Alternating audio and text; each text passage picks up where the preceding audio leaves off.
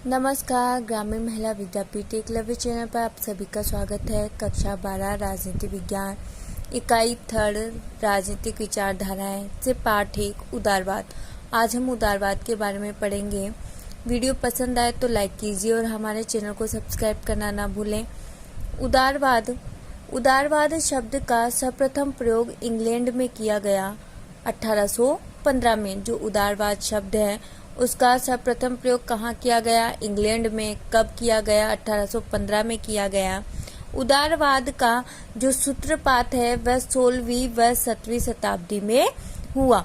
जो उदारवाद शब्द है उसका सूत्रपात कब हुआ? 16वीं व 17वीं शताब्दी में हुआ। अब उदारवाद की उत्पत्ति। उदारवाद शब्द को अंग्रेजी में लिबरलिज्म कहा जाता है, जिसकी उत्पत्ति लैटिन भाषा के लिबर शब्द से हुई है। जो उदारवाद है उसको अंग्रेजी में हम क्या कहते हैं? लिबरलिज्म कहते हैं। और जिसकी उत्पत्ति किस शब्द से मानी जाती है? लैटिन भाषा के लिबर शब्द से मानी जाती है, जिसका अर्थ स्वतंत्र। जिसका अर्थ क्या है? स्वतंत्र है। उदारवाद ऐसी विचारधारा है। उदारवाद को ऐसी विचारधारा कहा गया है जो मनुष्य को विवेकशील प्राणी मानते हुए अपनी स्वतंत्रता पर बल देती है।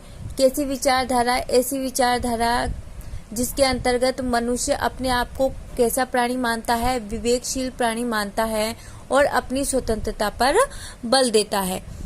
उदारवाद के जनक जॉन लोक को उदारवाद के जो जनक है वह कौन है? जॉन लोक है। उदारवाद के जनक किसको कहा जाता है? जॉन लोक को कहा जाता है। जॉन लोक की प्रसिद्ध पुस्तक टू ट्रीटाइज ऑफ गवर्नमेंट है। जॉन लोक की जो प्रसिद्ध पुस्तक है उसका नाम क्या है? Two treatise of government. उदारवाद के प्रमुख विचारक कौन कौन हैं? Adam Smith, Jeremy Bentham, John Stuart Mill और हर्बर्ट स्पेंसर।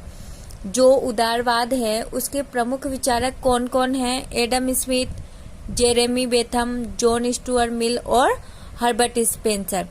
अब देखो उदारवाद की परिभाषा। अनेक विचारकों ने उदारवाद को अनेक प्रकार से परिभाषित किया है।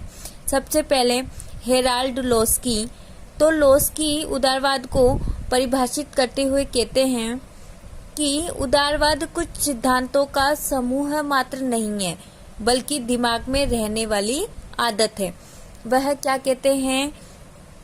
सिद्धांतों का समूह न मानकर दिमाग में रहने वाली आदत को उदारवाद कहते हैं। कौन? हेराल्ड लोस्की। ये व्यक्तिगत स्वतंत्रता के समर्थक थे। और हेराल्ड लोस्की किसके समर्थक थे? व्यक्तिगत स्वतंत्रता के समर्थक थे। सारटोरी के अनुसार उदारवाद व्यक्तिगत स्वतंत्रता, न्यायिक सुरक्षा व संवैधानिक राज्य का सिद्धांत व व्यवहार है। सारटोरी उदारवाद को व्यक्ति की स्वतंत्रता, न्याय की सुरक्षा और संवैधानिक राज्य का सिद्धांत मानते हैं।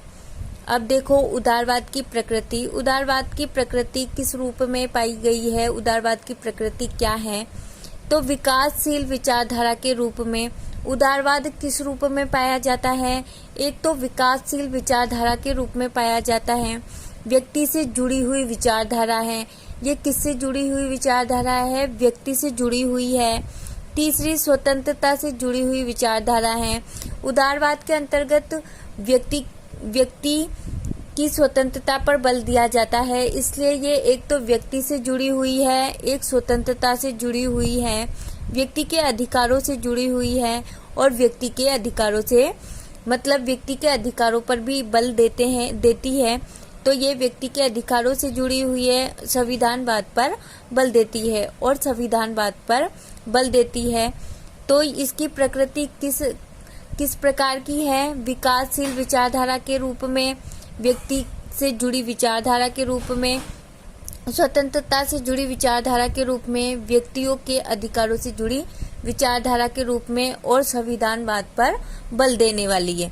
उदारवाद का उदय व विकास। उदारवाद का उदय और विकास किस प्रकार का है? तो उदारवाद का जो उदय है वह यूरोप में हुआ। उदारवाद का उदय कहाँ हुआ? यूरोप में हुआ। पुनर्जागरण व धर्म सुधार आंदोलन से संबंधित है। तो और उदारवाद को किससे संबंधित माना गया है? यूरोप के पुनर्जागरण व धर्म सुधार आंदोलन से संबंधित माना गया है।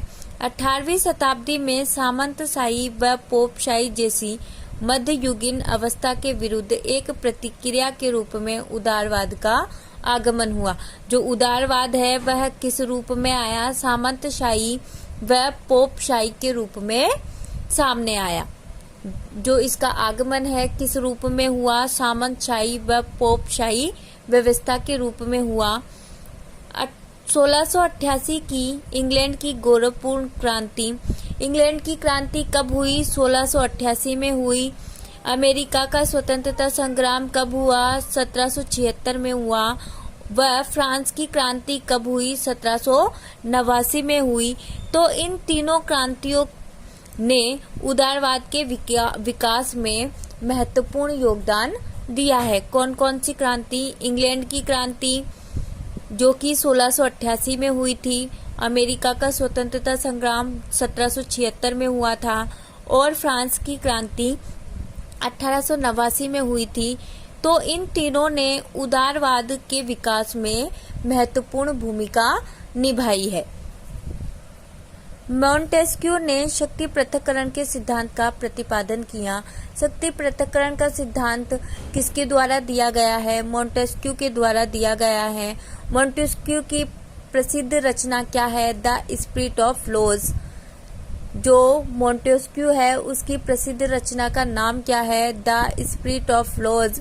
उदारवाद के क्षेत्र में महत्वपूर्ण स्थान रखती है। जो कि मॉन्टेस्क्यू की जो रचना है द स्पिरिट ऑफ लॉज वह किससे संबंधित है? उदारवाद से संबंधित है।